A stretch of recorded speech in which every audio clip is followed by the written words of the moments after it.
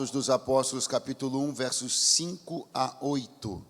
Está escrito: porque na verdade João batizou com água, mas vós sereis batizados com o Espírito Santo, não muito depois destes dias. Aqueles, pois, que se haviam reunido, perguntaram-lhe, dizendo: Senhor, restaurarás tu neste tempo o reino a Israel? E disse-lhes: não vos pertence saber os tempos ou as estações que o Pai estabeleceu pelo seu próprio poder, mas recebereis a virtude do Espírito Santo, que há de vir sobre vós, e ser-me-eis testemunhas, tanto em Jerusalém, como em toda a Judeia e Samaria, e até aos confins da terra. Quantos podem dizer graças a Deus? Podem sentar-se, por favor. Deixa eu pedir o pessoal da técnica, se puder abrir um pouquinho mais o monitor aqui para mim. Se você puder liberar o limitador um pouquinho também, eu vou te agradecer, que eu estou com a voz bem cansada. Olha aí, meu Deus. Pedi, dar-se-vos-á. Foi o que Jesus falou. Muito obrigado, tá bom? Queridos irmãos, como vocês sabem, Jesus teve um período do seu ministério que nós chamamos de ministério pós-ressurreição. Esse período compreende o espaço de 40 dias. Nesses 40 dias, Jesus, segundo as Escrituras, foi visto por algumas centenas de pessoas. E nesses 40 dias, ele aplicou algumas últimas instruções, esteve com os apóstolos em alguns momentos muito emblemáticos, que marcaram instruções, correções muito importantes no encaminhamento para o grande desafio que eles teriam: tocar suas vidas e ministérios sem a presença física de Jesus mais com eles, após 3 anos e meio de uma intensa convivência com o Senhor Jesus. Então, aqui no capítulo 1, nós estamos vendo esses momentos finais antes da ascensão de Jesus. E nesses momentos finais antes da ascensão de Jesus, Jesus entrou num assunto que para ele era muito importante: falar a respeito de algo que aquela comunidade viveria e que faria toda a diferença para que eles pudessem viver a realidade de uma igreja poderosa, ativa, uma igreja que rompesse fronteiras e que chegasse nas dimensões de evangelização, de avivamento que Jesus queria. E este algo era o recebimento do poder do Espírito Santo.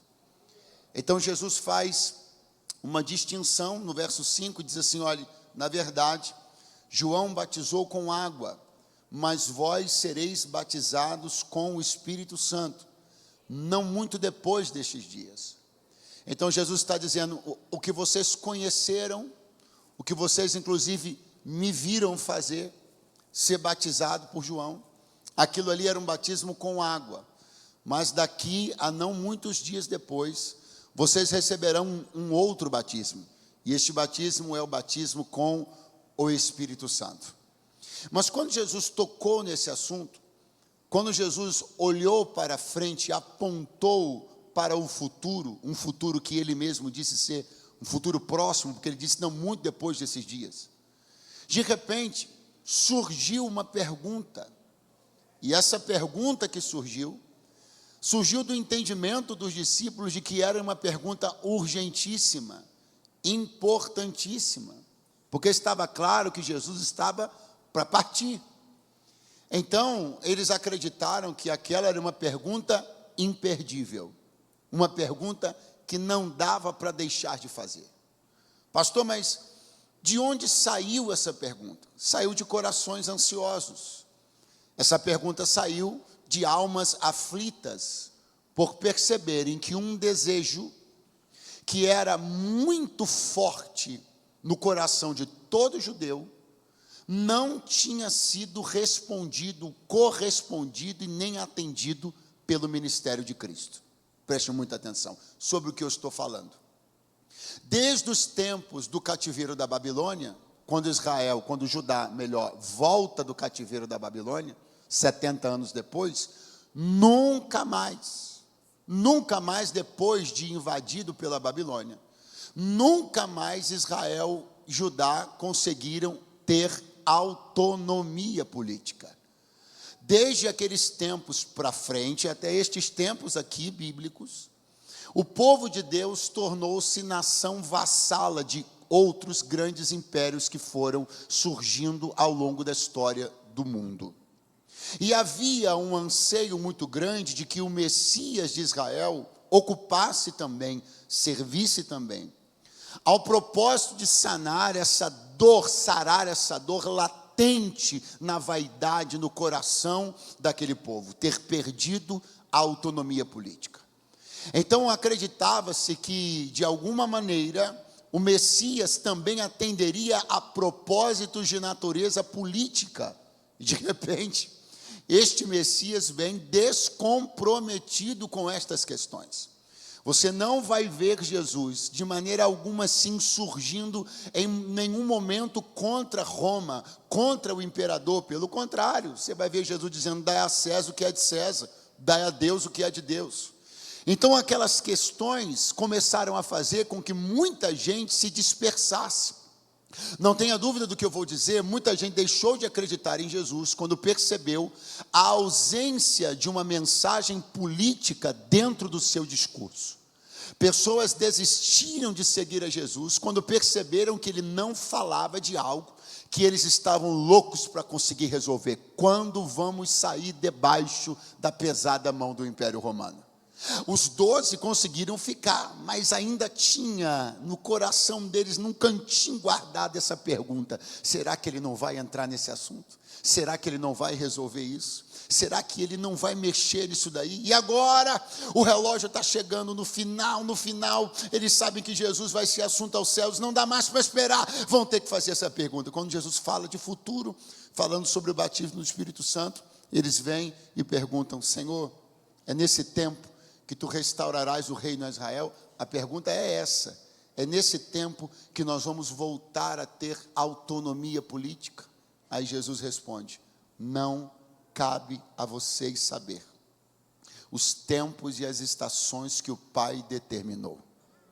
Quando Jesus começa a sua resposta com a palavra não, eu já tremo, porque eu entendo que não será diferente comigo em muitas ocasiões. Em muitas oportunidades da minha vida e da sua, não será diferente. Eu preciso dizer a você, na verdade, só reafirmar uma verdade que você já conhece: nem sempre as nossas perguntas serão respondidas por Deus da maneira como gostaríamos que elas fossem. Nem sempre nossos anelos e anseios serão correspondidos por Deus da maneira como gostaríamos que fosse. E se fosse assim, nós estaríamos trazendo Deus para o nosso mundo e nós não estaríamos indo para o mundo de Deus. Se Deus sempre ratificasse todas as nossas ideias, se Ele sempre dissesse sim para todos os nossos planos, estaria Ele diminuído a nós e não nós crescendo na direção do seu coração. Eu preciso dizer a você que o não faz parte, o não está dentro, o não é doloroso, mas ele é a realidade de uma relação amadurecida com o Senhor. Mas eu tenho uma palavra de Deus para entregar hoje aqui. Não pense que o não é seco, não pense que o não é permeado por misericórdia, não pense que o não é imerso em graça, porque quando Jesus disse não pertence a vocês saber, no verso seguinte ele disse: mas recebereis a virtude do Espírito que há de vir sobre vós. Eu acho que você concorda comigo que Atos 1:8 é um texto áureo do avivamento. Mas recebereis a virtude do Espírito que há de vir sobre vós, é um texto áureo do avivamento. Só que o que eu acho extremamente curioso é que nós, muito pouco, para dizer a verdade, eu mesmo não tinha ainda me atentado para o fato de que a promessa do avivamento começa com a palavra mas. E se ela começa com a palavra mas, por via de regra da gramática, ela tem uma ligação com o que está acontecendo no texto, no versículo anterior. Então o que Jesus está dizendo é o seguinte: tem um não para vocês a respeito dessa questão, mas tem uma promessa de virtude. Tem um não para vocês a respeito da resposta urgente que vocês desejam, para uma demanda que vocês julgam ser urgente, para uma questão que está afligindo o coração de vocês. Tem um não, mas tem uma virtude. Então eu entendo que essa virtude, ela atende a um papel fundamental na vida do homem. Ela cala o grito da minha dor, ela silencia a voz do meu desespero. A virtude compensa, a virtude complementa, a virtude é o bálsamo para os nãos de Deus na minha vida. A virtude silencia a minha dor, a virtude me ensina a atravessar os desertos. É com a virtude que eu lido com o não de Deus, é com a virtude que eu espero o tempo apropriado do cumprimento de promessas que eu queria que fossem amanhã, mas talvez serão daqui a 10 anos, mas de hoje a 10 anos, eu não viverei esses dias seco, eu viverei esses dias cheio do óleo da virtude do Espírito Santo. A virtude do Espírito Santo não é uma chupeta que você põe na boca do neném para ele parar de chorar. A virtude do Espírito Santo não é aquela promessa boba que pai faz para filho. Para de chorar que eu vou fazer isso. Para de chorar que eu vou fazer. Não pense que é isso não. Não diminua, não reduza a virtude do Espírito Santo como um meio através do qual Deus cala a boca dos nossos questionamentos, que Deus silencia. Não é isso não. É muito mais profundo, é muito mais poderoso, é muito mais forte, é muito mais gracioso. É a virtude do Espírito Santo que me fará esperar o tempo que eu tiver que esperar até que se cumpra em mim toda a boa palavra do Senhor. Eu sei que estou falando para algumas pessoas aqui essa manhã que tem questões muito urgentes, perguntas que estão martelando na sua cabeça. E talvez você gostaria, e eu preciso dizer que até eu também gostaria, de ouvir aqui o pregador dizer essa manhã: a resposta que você quer, do jeito que você quer, da maneira como você quer, será atendida essa manhã. Mas isso seria muito irresponsável da minha parte, porque a Deus pertence, como Jesus mesmo falou, os tempos e as estações. Mas a única e suficiente segurança que eu tenho é dizer a você que a virtude do Espírito Santo está à sua e à minha disposição na manhã gloriosa deste domingo. Se alguém sente-se satisfeito com essa notícia, por favor, levante a mão por alguns segundos, diga graças a Deus, diga louvado seja o nome do Senhor. Vamos aos fatos? Vamos aos fatos? Se eles estão perguntando a Jesus quando o reino seria restaurado a Israel, então a pergunta deles é, vamos esmiuçar a pergunta é: quando Israel voltará a ser uma nação soberana? Essa é a pergunta, ok? Sim ou não? Agora, a outra pergunta: isso chegou a acontecer? Sim. Quando? Alguém sabe me dizer quando? Quando? 1948. Agora. Porque foi só em 1948 que a ONU reconheceu Israel como Estado soberano. Então, eles fizeram essa pergunta para Jesus no ano 1. Sabe quanto tempo demorou para acontecer o que eles estavam perguntando? 1948 anos. Você não tem ideia. Eu não tenho ideia do tempo que algumas coisas podem demorar. Se Jesus tivesse dito para eles: olha, sabe quando? Vai ser em 1948. Às vezes a melhor coisa que você tem a fazer é ir recebendo virtude e deixando o tempo na mão de Deus. Alguém está aí, diga graças a Deus. Vai recebendo virtude e vai deixando o tempo nas mãos de Deus. Recebida essa palavra, recebida essa promessa, compreendendo que eu posso ter um não aqui, um espere ali, mas eu tenho a virtude que permeia os meus dias, e através dela eu suporto o tempo da espera, através dela eu lido com os não de Deus, Através delas, tempestades no meu coração são acalmadas. Através delas, minhas urgências são revistas. Eu vou percebendo que posso viver, talvez, sem aquilo que eu achava que não conseguiria, porque a virtude vai complementando, vai entrando, vai enchendo, vai tomando os meus dias. Oh, glória a Deus, aleluia. Agora eles vão começar a caminhar para um dia que eles ainda não sabem exatamente qual, mas que Jesus disse, não vai demorar. E tendo dito Jesus que não vai demorar, eles começam a marchar de Atos 1:8 até Atos 2:1, quando a promessa vai se cumprir. Mas a verdade é que entre Atos 1:8 e Atos 2:1 existe um evento que ocorre quando a igreja se reúne. Uma assembleia que trará uma pauta dificílima de se tratar. Eu estou falando para você do que a Bíblia conta a partir do verso de número 15. E eu vou chamar esse evento de uma reunião difícil. O que eu quero dizer a você é que entre a promessa que Jesus fez e o dia do cumprimento dela, a igreja precisou passar por uma reunião difícil. Diga comigo, uma reunião difícil. Uma reunião que, como eu disse, trará uma pauta que nenhuma igreja gostaria de trazer. Uma reunião que trará um assunto que nenhum líder gostaria de ter que trazer. O que eu quero dizer a você é que nós estamos falando de uma reunião tensa, de uma pauta densa. Segura aí a pauta, facinha de trazer, facinha de lidar. O suicídio de Judas e a urgência da sua substituição. Ah, pastor, mas o Judas suicidou porque o Judas era um traidor, o Judas não, peraí, calma aí, pega essa raiva, bota de lado aí, deixa eu te lembrar que esses homens conviveram com Judas 3 anos e meio, ele não era inimigo deles durante 3 anos e meio, até Jesus chamou ele de amigo.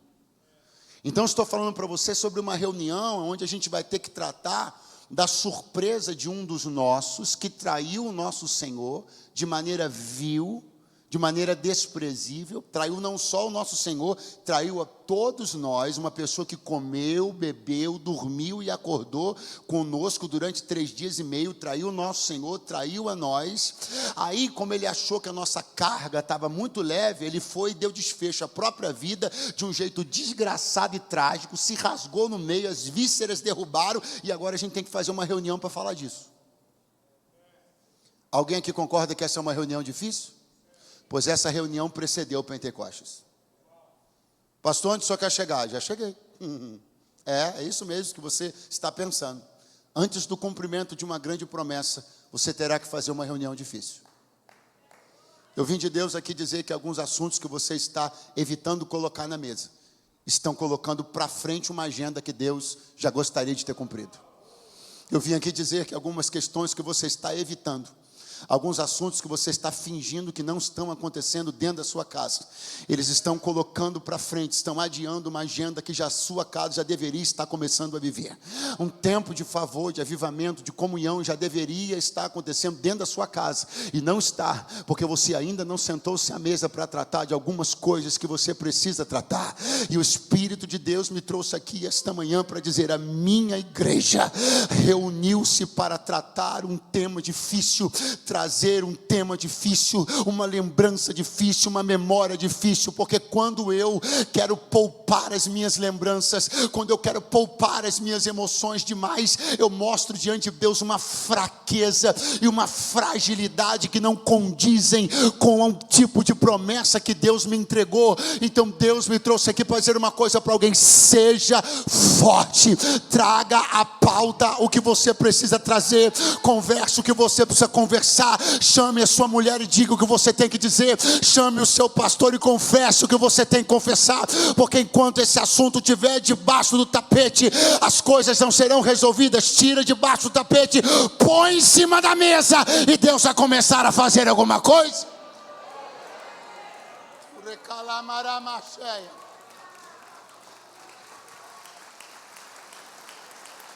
Você acha que foi fácil? Não foram só as vísceras de Judas, o assunto foram as vísceras do grupo apostólico. Falar do suicídio de Judas é expor as vísceras do grupo. Falar do suicídio de Judas é falar de um dos nossos iguais. Falar do suicídio de Judas é expor um tipo de coisa que muitas pessoas prefeririam não expor. Até porque tem um calendário. Diga comigo, tem um calendário. E quem está olhando no calendário, está dizendo assim, Pentecostes está chegando. 50 dias depois da Páscoa começa o Pentecostes está chegando. Jesus ressuscitou no domingo de Páscoa. Teve 40 dias o ministério pós-ressurreição. Preste atenção. Então essa palavra de Jesus em Atos 1 e 8 aconteceu no 40º dia. Foi o dia que ele foi assunto ao céu de novo. Então para o Pentecostes só faltam 10 dias. Você está entendendo o que eu estou dizendo? Quantos dias faltam? Quantos dias faltam? Qual é a tendência natural deles, a minha e a sua? Espera aí, se daqui para 10 dias tem uma festa que vai parar Israel, se daqui a 10 dias tem uma festa de arromba maravilhosa, então para que fazer essa reunião agora? Sabe aquela coisa bem clássica assim, de deixa para depois da festa? Aqui bem no nosso brasileirês seria, deixa depois do Natal. Deixa para depois das férias dos meninos. Não vamos estragar a festa. Mas só que o que você precisa entender é que quando um crente decide deixar uma reunião para depois da festa, ele pode estar decidindo o cancelamento da festa. Porque na agenda de Deus tem festa que só vai acontecer se você tiver a coragem de fazer a reunião que você está evitando. Um glória a Deus, um aleluia lá na cozinha, na irmã mexendo o arroz, refogando, saiu um aleluia lá. Sabe o que eu vim de Deus dizer para alguém aqui? Tenha coragem. Tenha coragem de trazer, de colocar na pauta o assunto que está amedrontando você. Tenha coragem de confrontar seus filhos nas áreas que você já percebeu que eles precisam ser confrontados, mas você tem medo do que vai sair da boca deles. Você tem medo do que eles vão dizer que estão vivendo. Você está jogando sujeira para debaixo do tapete. Você está evitando ter conversas difíceis e isso está demonstrando uma fraqueza que não é típica daqueles a quem Deus chamou. O Espírito de Deus me trouxe aqui essa manhã para dizer: seja forte. Ou por favor, aponte o dedinho com carinho para umas 3 pessoas próximas a você e diga: seja forte. Não existe liderança sem reunião difícil, não existe paternidade sem reunião difícil, não existe ministério sem reunião difícil. Reuniões difíceis fazem parte da vida adulta, fazem parte da vida cristã, e eu profetizo: você não vai mais evitar as suas reuniões difíceis. Chega, assuma a sua posição de adulto. Alguém tem que dizer isso para você. O tanto que você está evitando tocar nesses assuntos denuncia uma imaturidade que não pode mais conviver com você. Você rodeia e não entra em determinados assuntos, e a sua vida está passando, o tempo está passando, as coisas estão passando e o tempo não volta. É agora que Pedro tem que se levantar e vamos lá, vamos presidir essa reunião.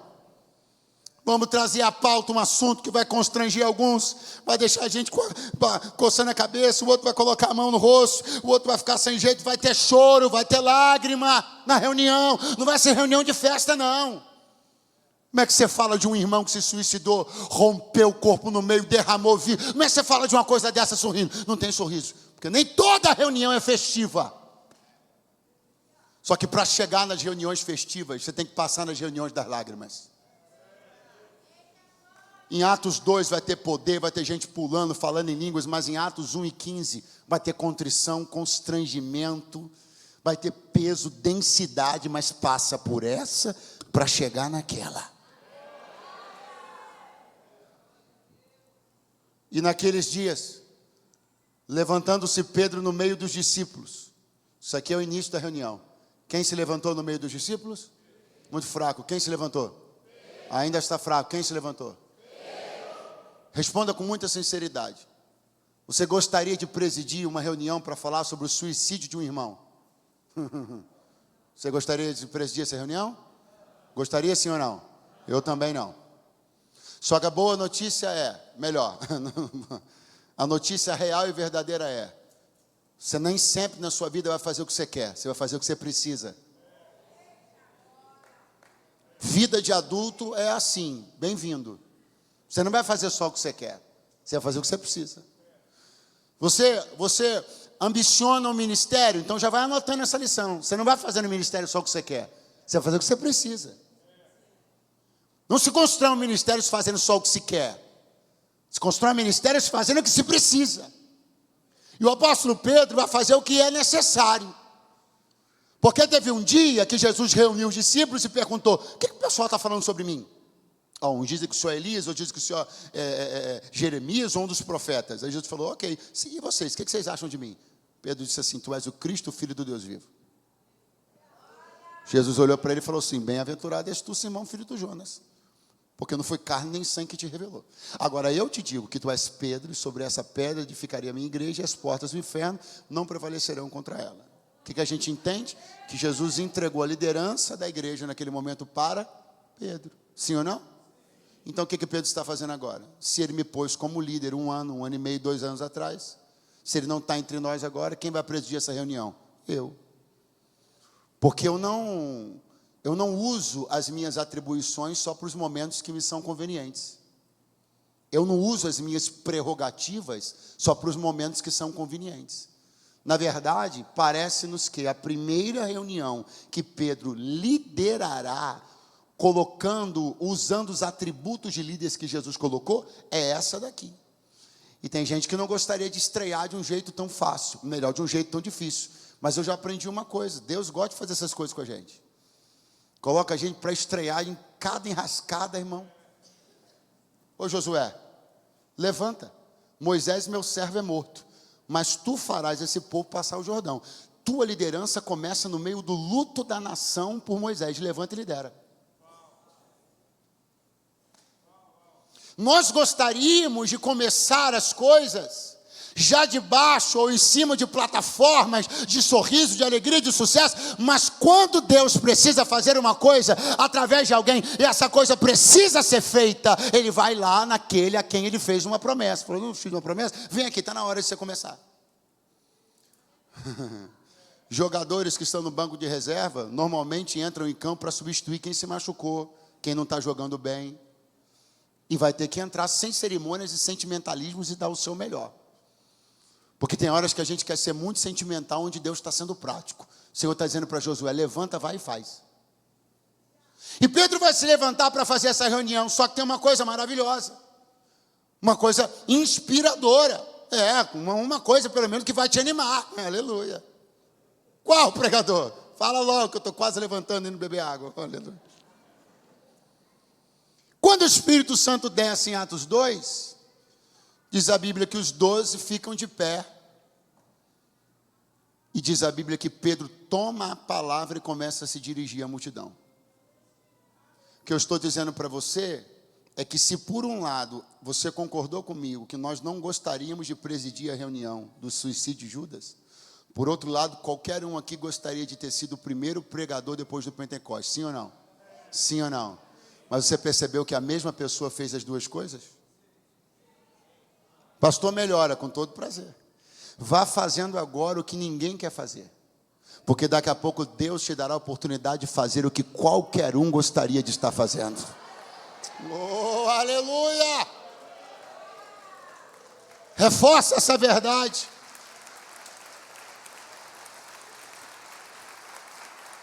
Reforça essa verdade. Segure a mão da pessoa do seu lado e reforça essa verdade. Diga para ela: comece fazendo no reino de Deus o que ninguém está querendo fazer, e Deus te colocará para fazer o que todo mundo gostaria, porque Deus age desse jeito. O que eu vi ao longo da minha vida no reino de Deus até hoje, mais curta do que de muitos dos meus irmãos que estão aqui, mas suficiente para poder ter percebido que Deus de maneira alguma age de forma incoerente nem antiética, muito menos injusta.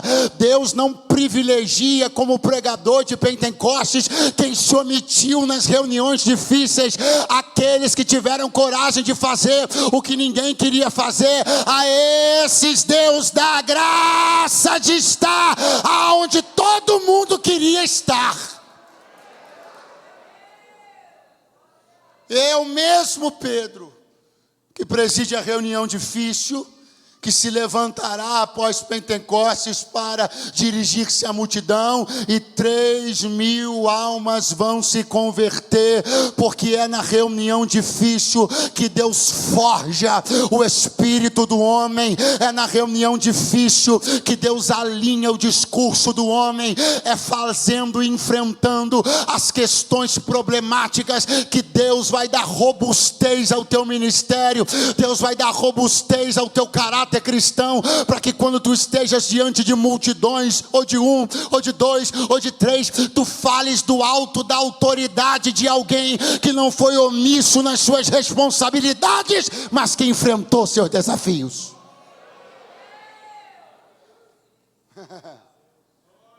E cumprindo-se o dia de Pentecostes, você passou pela reunião difícil, então vamos chegar em Atos 2. Cumprindo-se o dia de Pentecostes. Por que Lucas utiliza-se da expressão cumprindo-se o dia? Porque nós estamos olhando para um calendário.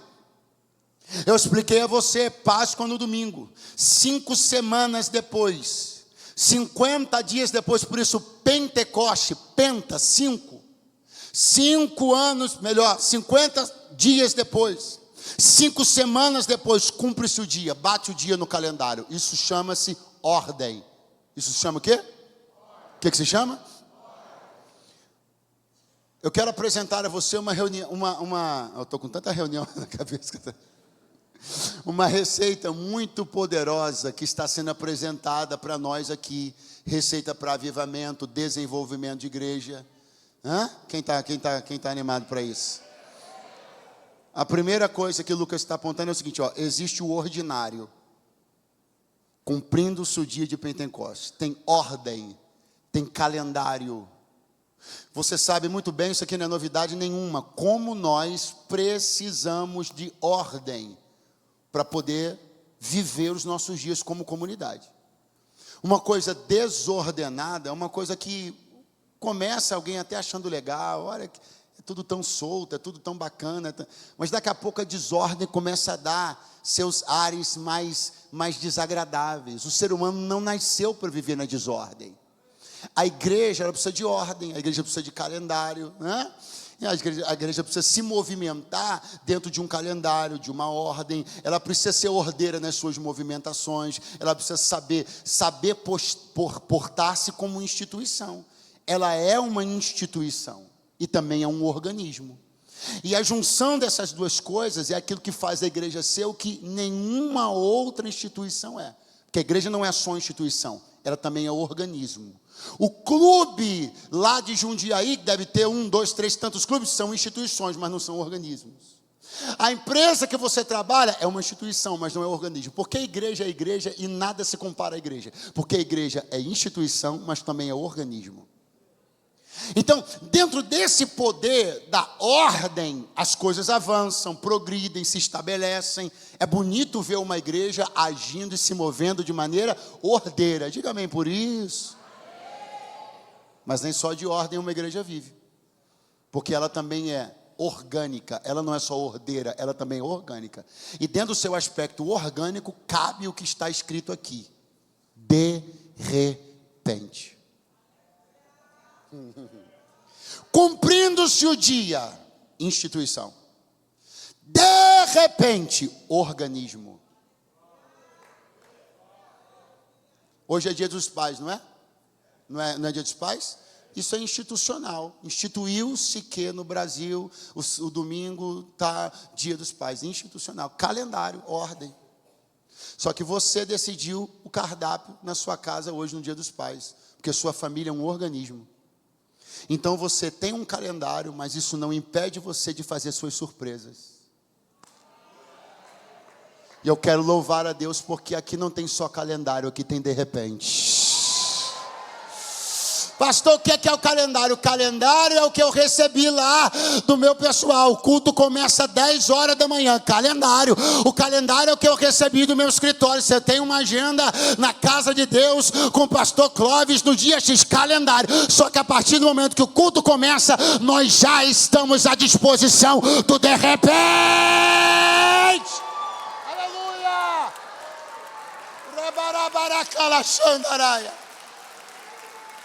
Não perca isso. De repente é paixão, o de repente é o fogo, o de repente é o ardor, o de repente é o frio na barriga, o de repente é a igreja sendo organismo e não só instituição, o de repente é o espaço que o Espírito Santo tem, o de repente é o bater das asas dos anjos dentro da igreja, o de repente é o choro incontido, o de repente é o aleluia que eu gritei e não esperava, o de repente é o pulo que eu dei mesmo com dor nas costas, é o de repente. Aleluia. Deus nos guarde de ser uma igreja engessada, institucionalizada, programada, dogmática. A igreja que Jesus plantou não é uma igreja dogmática, não é uma igreja exacerbadamente institucional. A igreja que Jesus fundou é a igreja do de repente, é a igreja da ordem e a igreja do de repente. Aleluia! Senão não tem beleza. Se tudo for programado, o Espírito Santo entra onde? Então sou eu que mando. Então quem rege o culto sou eu. Então as canções que cantamos facultando o governo do culto para o Espírito Santo são só balela. Porque se nós estamos programados para fazer só o que queremos fazer durante toda a reunião, então já não há mais espaço para o Espírito Santo. Mas eu quero dar um glória a Deus, porque eu percebo que estou, oh, aleluia, eu estou na igreja que sabe cumprir calendário, mas sem deixar de dar espaço para o de repente. Oh, casa de Deus, levante a mão mais alto que você puder nessa manhã de domingo. Eu declaro na autoridade do nome daquele que me trouxe a esse lugar, não faltarão os de repentes de Deus a cada culto, cada reunião de ensino, cada exposição bíblica. Oh, eu vi aqui o ministério de louvor cantando. As músicas já vieram programadas, tudo bem, já tinha o set list, maravilha. Músicos tiraram a música em casa, não foi no ensaio não, glória a Deus. Mas aqui de uma hora para outra eu olhei daqui da minha cadeira, uma irmã cantando aqui começou a chorar. O que é isso? Isso é de repente. A lágrima não estava no set list, a lágrima é de repente.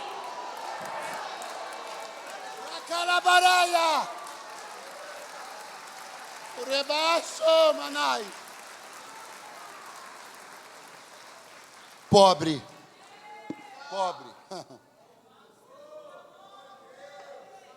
pobre, pobre é a igreja que já perdeu de repente. Pobre é a igreja que tornou-se mais um CNPJ do que um organismo. Pobre é a igreja que tem mais atas do que mistérios. Oh, mas eu estou profetizando que o Brasil viverá o último e grande avivamento sobre a face da terra, onde o Espírito Santo de Deus vai fazer conforme o seu querer e a sua vontade. Se alguém liga essa palavra comigo, solta um glória a Deus, um brado de aleluia.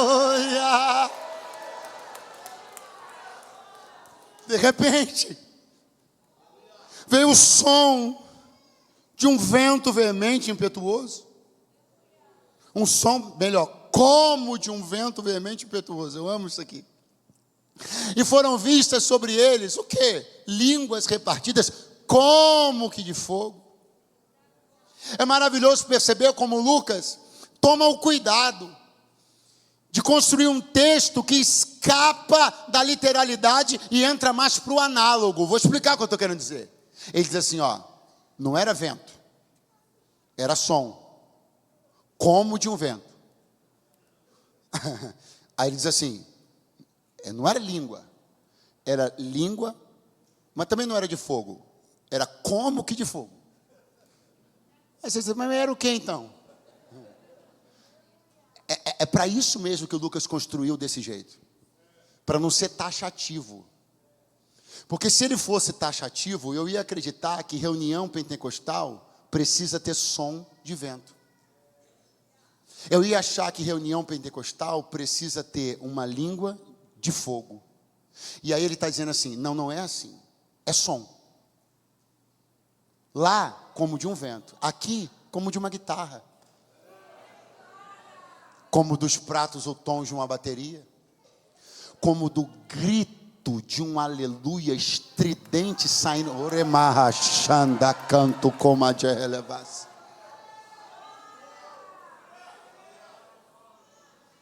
Então, a reunião está aberta. O que o Lucas está dizendo é o seguinte, ó, está aberto.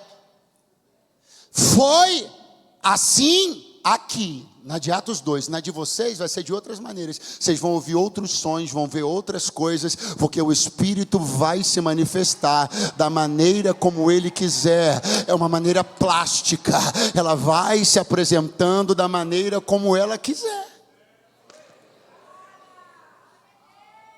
E foram vistas línguas repartidas, sobre eles línguas repartidas como que de fogo, qual cada um deles falava. Aleluia. E aí, eu começo a encerrar, a Bíblia diz, todos foram cheios do Espírito Santo. Repete comigo, todos, muito fraco, diga, todos foram cheios do Espírito Santo.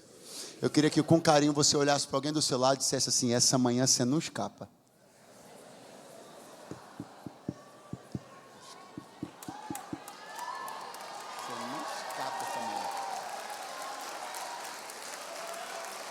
Essa manhã você não escapa. Todos foram cheios do Espírito Santo.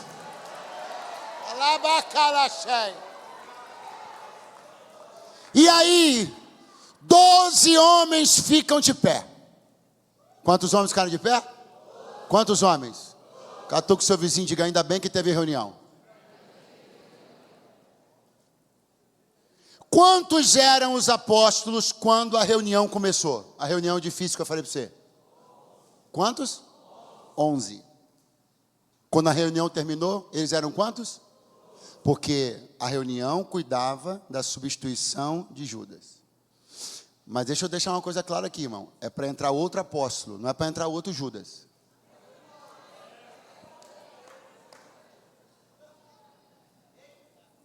Eu gostei do Eita Glória do irmão. Então vamos lá, vamos lá. Quando a reunião começou, quantos eram os apóstolos? Jesus tinha um grupo de 11? De quantos era o grupo de Jesus? Quantas pessoas foram vistas andando com Jesus 24 horas por dia durante 3 anos e meio? Quantas pessoas o pessoal da Galileia viu com Jesus 3 anos e meio? E o pessoal da Judéia? E o pessoal do conjunto de 10 cidades lá de Decápolis? E o pessoal de Samaria? Ok. Aí de repente teve um problema. Problemas acontecem, né, irmão? Grave, complicado, baixa de um, mas fizeram a reunião. E agora são? Aí quando o Pentecostes acontece, a Bíblia diz que levantam-se os. Ainda bem que teve reunião. Pastor, por que você está falando isso? Preste bem atenção. Se eles não tivessem feito a reunião difícil, não teriam eleito um substituto para Judas? Não teriam 12 pessoas de pé naquele momento ali. Sim ou não? Teriam quantas? Quantas? Mas a multidão que está nas ruas da cidade, muitos deles, não todos, que tinha gente de todo canto do mundo, era uma festa que todo judeu, inclusive os prosélitos, judeus convertidos, vinham para participar. Mas muita gente que estava ali acompanhou o ministério de Jesus. Muita gente.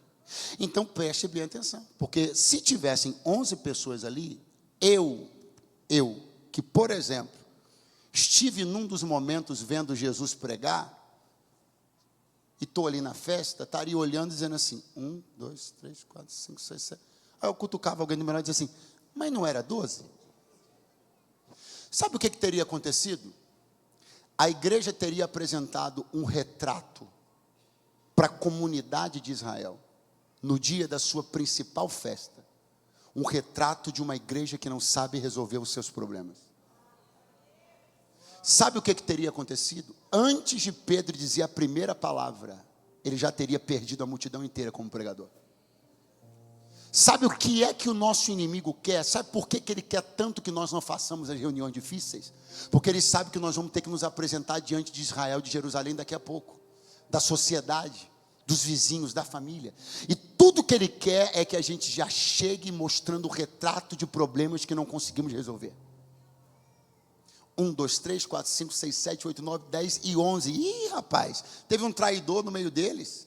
Ih, já passou 50 dias da traição, quase 60 dias de traição, não conseguiram botar ninguém no lugar até hoje. Olha lá, eles não conseguem resolver nem os problemas deles, vão pregar para nós, porque a multidão está só esperando uma coisa para olhar para a igreja, para dizer, olha como eles são, olha lá aquilo lá. Pastor, mas então, o senhor está pregando uma igreja perfeita. Não, estou pregando uma igreja, um colégio apostólico que teve um traidor. Eu não estou pregando uma igreja perfeita, estou pregando uma igreja que sabe resolver seus problemas. Então é o seguinte, se você está em Jerusalém naquele dia, se você quer olhar para os apóstolos, bater o olho em Matias e falar assim, e esse Matias não era dos apóstolos não. Ah, é? Não te contaram? E tem um deles que traiu. Ué, então tem traição no meio deles, rapaz, não é que tem? Tem problema no meio deles? É, pior que tem. Então não quero ouvir. Tudo bem, se você não quiser ouvir a mensagem por saber que tem problemas na igreja, tudo bem. Agora você nunca vai poder dizer que aquela igreja não soube resolver os seus problemas. Não é sobre uma igreja que não tem problemas, é sobre uma igreja que não se omite na resolução dos seus problemas. Não é sobre uma igreja que não tem casos, não tem situações isoladas. É sobre uma igreja que não sabe de maneira focal resolver seus problemas e continuar de pé cumprindo o papel para o qual foi levantada neste tempo. Então levante a sua mão mais alto que você puder, porque eu declaro, Jundiaí não verá o retrato de uma igreja. E eu não estou falando só da casa de Deus, digo da igreja de Jesus nessa cidade. Vou ampliar, São Paulo, o Brasil não verá o retrato de uma igreja rachada, incompleta, incapaz de resolver suas crises. Podem até dizer que temos problemas, mas terão que admitir que somos bons gestores das nossas próprias crises.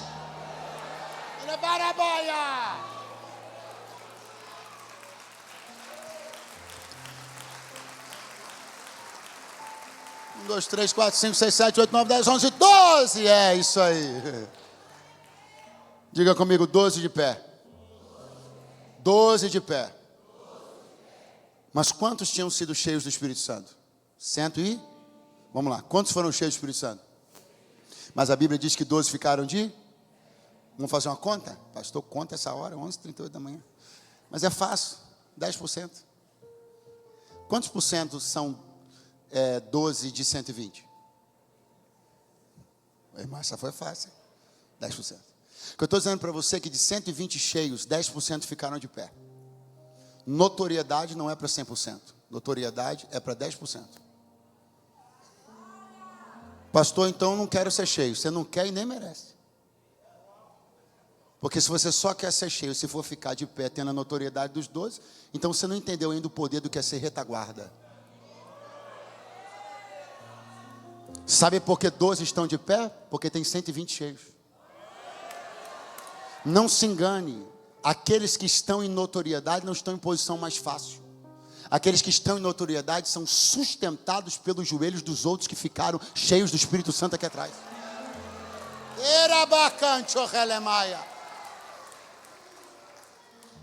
Vamos continuar? Fazendo conta? A mensagem está acabando, só a conta que vai continuar. Dos 12 que ficaram de pé, você pensa que 12 falaram? Você imagina, 12 falando ao mesmo tempo? Não, ordem no negócio. Só quem falou foi um. A gente pode, vai ter um pouquinho de vírgula, mas vamos arredondar? 10% de novo. Dos 120 cheios, só 12 ficam de pé com notoriedade, 10%. E dos 12, só 10% com vírgula ficaram de pé de novo. Começaram a falar que foi Pedro. Então tem um só falando dos 12 que foram cheios. Um só falando dos 12 que foram levantados. E dos 12 que foram levantados, 120 foram cheios. Mas é aqui que começa tudo. É no todos foram cheios que alguns ganham notoriedade, e dos alguns que ganham notoriedade, um dirige a palavra. E esse ecossistema é alimentado pela virtude prometida em Atos 1:8. Enquanto você levanta a sua mão bem alto, eu tenho uma palavra de Deus para te entregar. Eu não sei se vai ser falando, eu não sei se vai ser com notoriedade, mas eu sei que é o tempo de que todos sejam cheios do Espírito Santo. E só quem quer isso, fique de pé do seu lugar agora. Glória glorificando, exaltando e bendizendo o nome do Senhor.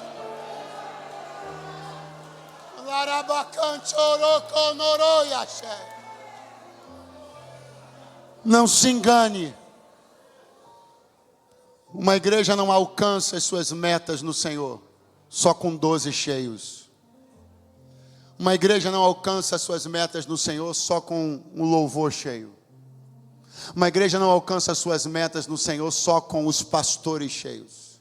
Para que uma igreja alcance suas metas no Senhor, todos precisam ser cheios do Espírito Santo. Pastor, mas eu não sou muito efusivo, eu não sou de gritar. Não precisa necessariamente gritar, mas tem que ser cheio do Espírito sem calama. Pastor, sou muito envergonhado, sou muito caladinho, não aguento nem até de levantar a mão, eu fico sem jeito. Tudo bem, desde que todos sejam cheios do Espírito Santo. A virtude do Espírito é o combustível da igreja, a sustentação da igreja. A virtude do Espírito é quem garante uma igreja de pé, uma igreja viva, uma igreja atuante. Eu não estou pregando para uma igreja que se reuniu ontem, estou pregando para uma igreja que está reunida há meio século nessa cidade. E isso não se faz apenas com CNPJ e papéis, isso se faz com virtude do Espírito Santo de Deus.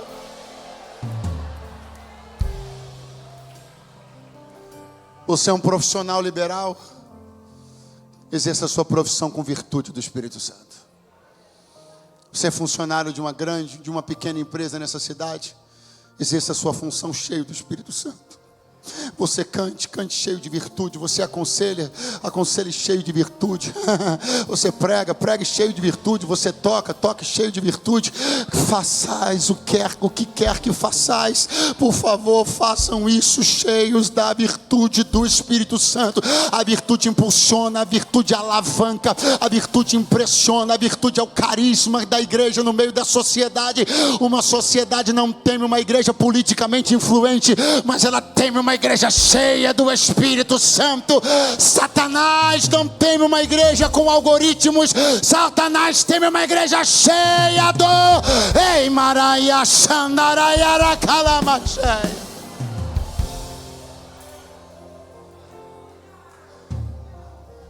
Que esta conferência seja um marco de um nível de virtude espiritual. Pega na mão do teu vizinho, deixa ele embora não. O pessoal do louvor está todo aqui, eu não vou perder essa oportunidade. Deixa eles abençoarem a gente. Vamos combinar uma coisa, entra logo no refrão assim, de uma canção que o Espírito de Deus coloca para vocês. Mas entra no refrão já, aleluia, glória a Deus. Oh, aleluia. Debaixo dessa virtude você vai suportar as pressões desse tempo. Debaixo dessa virtude você vai passar pelos nãos de Deus com maturidade. Debaixo dessa virtude você vai lidar com as perdas da vida de maneira madura e resiliente. É a virtude do Espírito Santo. De repente,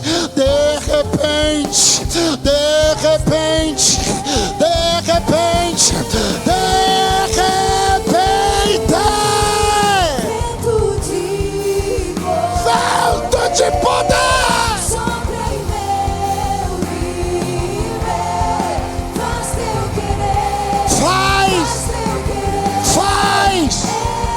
faz o teu querer em mim, como um vendaval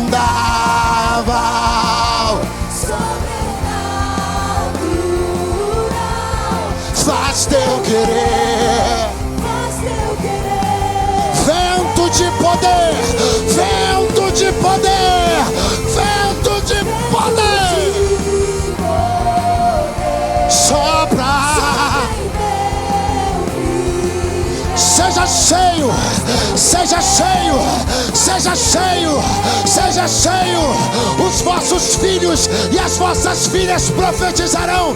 Vossos jovens terão visões, os velhos terão sonhos. E há de ser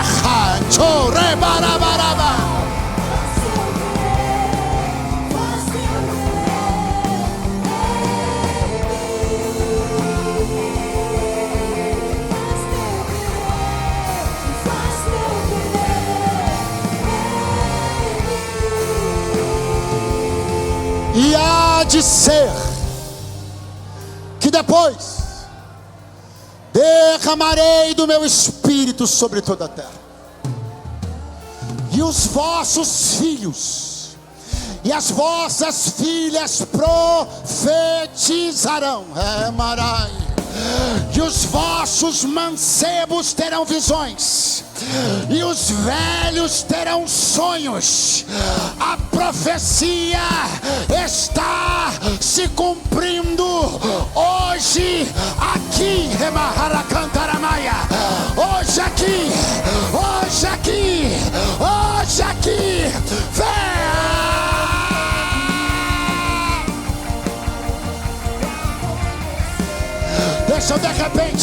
Deixa de repente de Deus pegar você. Deixa de repente de Deus tocar você. Deixa de repente de Deus. De repente.